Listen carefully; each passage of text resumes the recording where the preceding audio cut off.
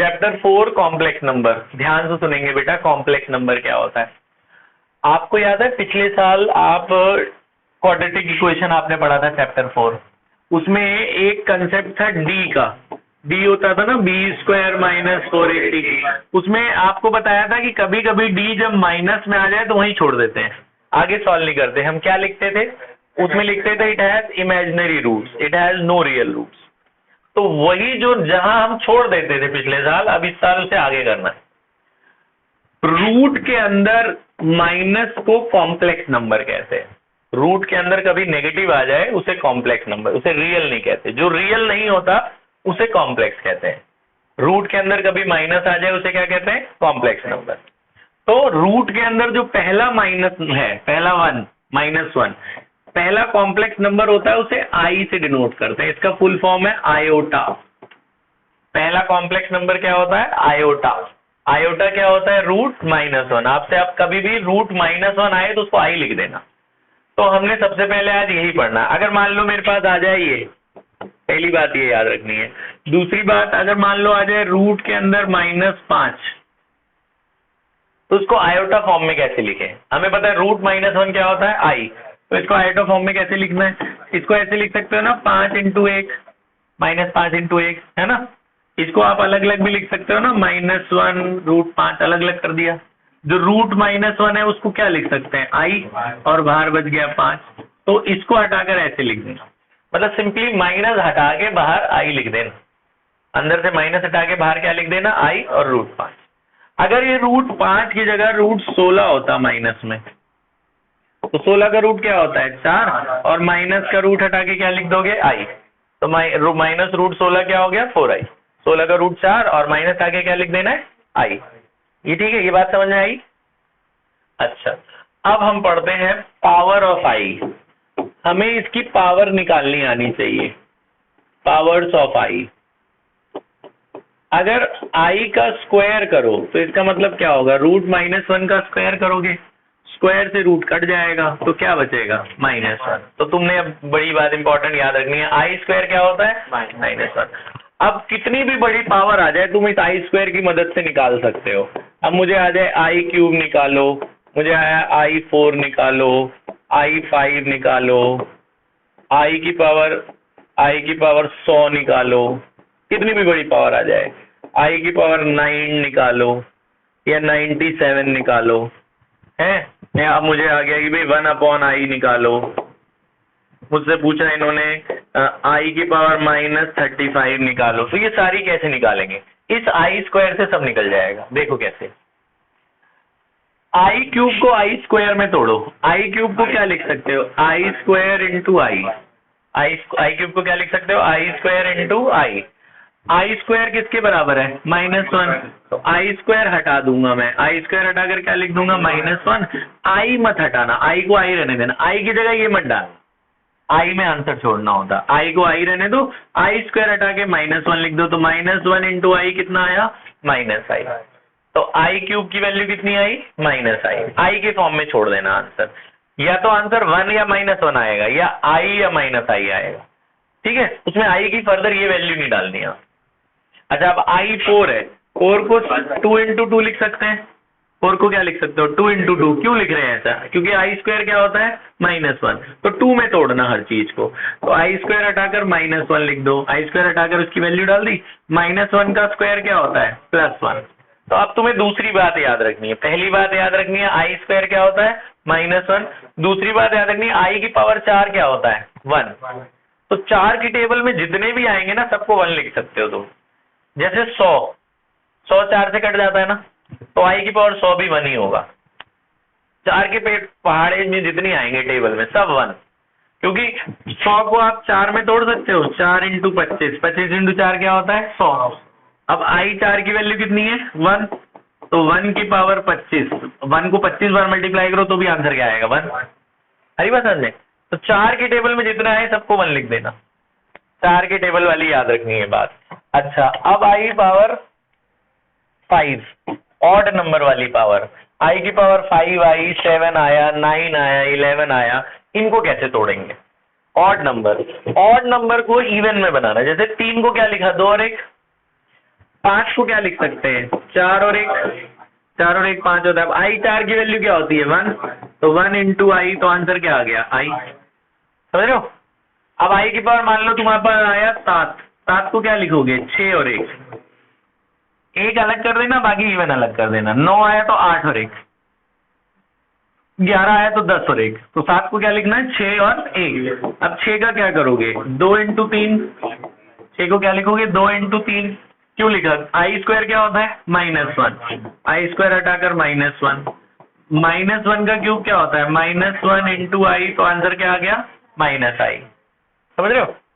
तो जो ऑड वाली पावर है उसका आंसर या तो आई आएगा या -i आएगा, और जो इवन वाली पावर है जैसे 2 4 100, इवन पावर का आंसर या 1 आएगा या -1 आएगा, ठीक है।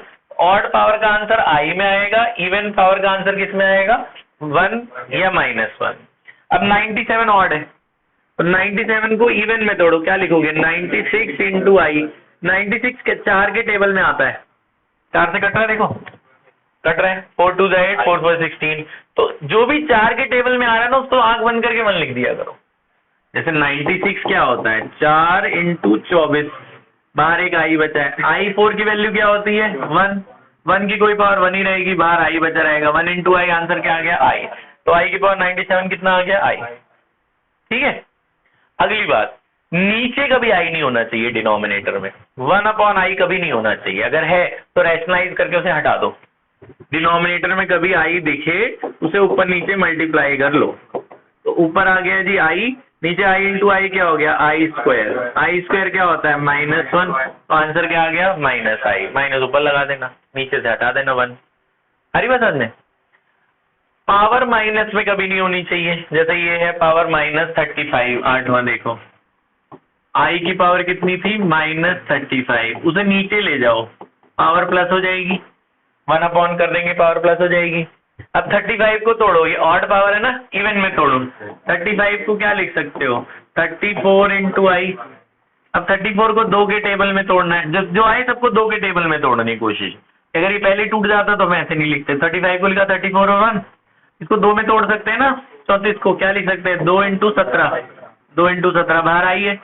अब आई स्क्वायर को क्या लिख देंगे -1, आई स्क्वायर को लिख देंगे -1, और बाहर क्या बचा हुआ है आई, जो बाहर आई बचा है उसे रैशनलाइज कर लो, आई नहीं बचना चाहिए ना नीचे। -1 की पावर 17 क्या होगा -1, और आई इंटू आई क्या हो गया आई स्क्वायर, आई इंटू 1 ऊपर आई हो गया, आई इंटू 1 आई हो गया ना, नीचे ही आई स्क्वायर बचा है, इस आई स्क्वायर को क्या लिख दूंगा -1। देखो अगर इस आई स्क्वायर को मैं -1 लिखूंगा, एक -1 पहले ही है, दोनों माइनस माइनस क्या हो जाएंगे प्लस, तो नीचे क्या बचा आई अपॉन +1, तो आंसर फाइनली क्या आ गया आई। बात समझ में आई, ठीक है।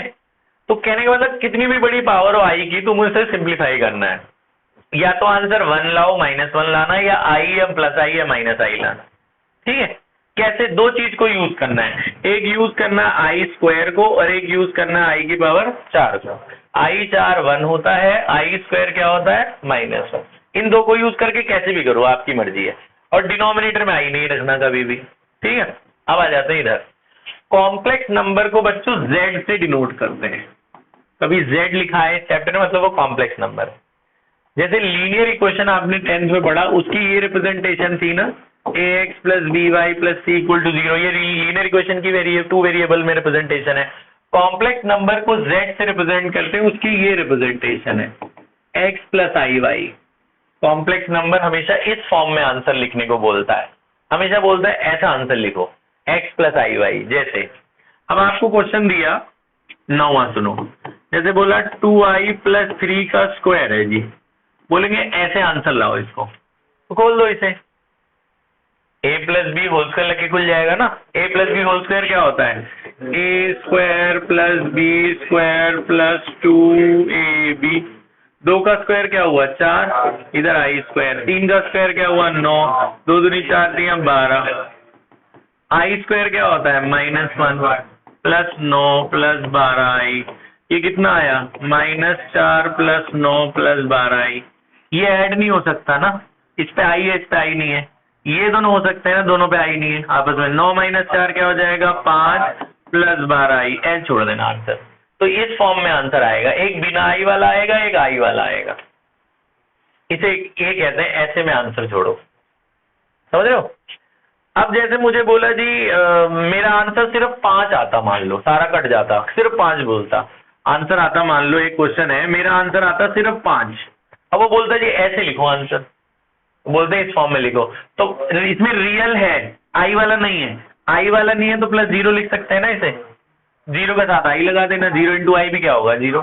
तो जिसमें आई नहीं है उसमें खुद से ऐसे 0 आई करके लिख देना, बोलते हैं ऐसे लिखो ना आंसर इसलिए। और अगर वो सिर्फ आंसर आ रहा होता 5 आई, तब इसमें आई वाला है ये नहीं है तो इसको 0 कर दो। मतलब आंसर बोलते हैं 2 टर्म में दिखाओ, एक बिना आई वाला, एक आई वाला। तो जिसमें दोनों है वो तो बहुत अच्छी बात है, जिसमें एक नहीं है उसमें दूसरे को 0 लिख देना, जो नहीं है वो 0। आ रही बात हमने, ठीक है। तो ये 2 बातें हो गई, ये 2 बातें समझ में आ गई। एक 10वीं बात और सुन लो। एक टर्म होते, तो जैसे अगर तुम्हें नॉर्मली ऐसे कभी कभी ऐसे भी दे देते हैं, तो तुमने इसका मतलब क्या है, वो बोलते हैं जोड़ना प्लस माइनस, तुम प्लस माइनस तुम्हें आता है, प्लस माइनस किसको करते हैं, बिना आई वाला बिना आई वाले से ऐड होगा, और अगर एक आई वाला है तो आई वाले से ही ऐड होगा दूसरा। कभी कभी ऐसे भी दे देते हैं, बोलते हैं 2 + 3 आई को जोड़ो 5 + 6 आई। तो इसमें क्या है, इसमें कुछ नहीं है, क्या करना चाहिए, बिना आई वाला बिना आई से जुड़ेगा, 5 + 2 क्या हो जाएगा 7, आई वाले से जुड़ेगा 9, है ना। ये तो बहुत आसान चीज है। तो मैं तुम्हें एक 10वीं बात बताता हूँ, काम की बात। ये है एक कॉम्प्लेक्स नंबर देंगे, जैसे बोला जी ये कॉम्प्लेक्स नंबर है 3 + 4i, उसको z मान लेना।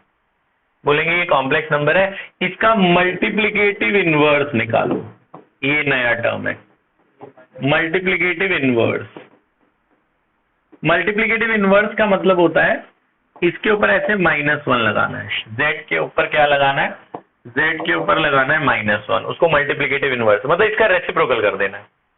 इसका उल्टा कर दो, क्या उल्टा क्या होगा, 1/3 + 4i। तो ये इसका मल्टीप्लिकेटिव इनवर्स, जो भी कॉम्प्लेक्स नंबर देंगे उसे रेसिप्रोकल कर देना, वो उसका मल्टीप्लिकेटिव इनवर्स कहलाता है। तो वैसे तो ये आंसर आ गया, लेकिन नीचे आई होना नहीं चाहिए, नीचे आई है ना, वो नहीं होना चाहिए। वैसे तो आंसर आ गया, लेकिन नीचे आई हटाने के लिए क्या करना पड़ेगा, रैशनलाइज। तो यही कर लेता हूं मैं।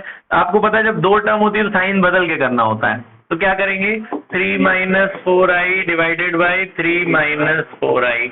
ऊपर क्या आ रहा, 3 - 4, नीचे a + b a - b बन गया, a² - b², है ना।